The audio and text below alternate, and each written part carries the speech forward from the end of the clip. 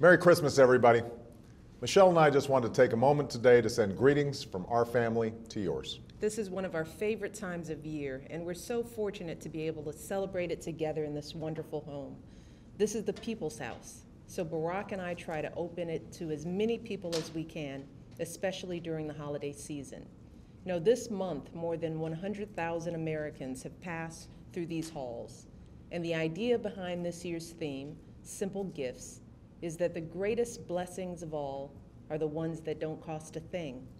The comfort of spending time with loved ones, the freedoms we enjoy as Americans, and the joy we feel upon giving something of ourselves. So in this time of family and friends and good cheer, let's also be sure to look out for those who are less fortunate, who've hit a run of bad luck or who are hungry and alone this holiday season. Because this is the season when we celebrate the simplest yet most profound gift of all, the birth of a child who devoted his life to a message of peace, love, and redemption. A message that says no matter who we are called to love one another. We are our brother's keeper. We are our sister's keeper. Our separate stories in this big and busy world are really one. Today, we're also thinking of those who can't be home for the holidays, especially all our courageous countrymen serving overseas. That's the message I delivered when I visited our troops in Afghanistan a few weeks ago. That while you may be serving far from home, every American supports you and your families. We are with you, and I have no greater honor than serving as your Commander-in-Chief. Today's soldiers, sailors, airmen, Marines, and Coast Guardsmen make up the finest fighting force in the history of the world. Just like their predecessors, they do extraordinary things in service to their country. What makes that all the more remarkable is that today's military is an all-volunteer force, a force of mothers and fathers, sons and daughters, husbands and wives. That's right. And as First Lady, I've had the honor to meet members of our military and their families on bases and in communities all across the country. I've gotten to know husbands and wives doing the parenting of two while their spouse is on another deployment. Children trying their best in school but always wondering when mom or dad is coming home.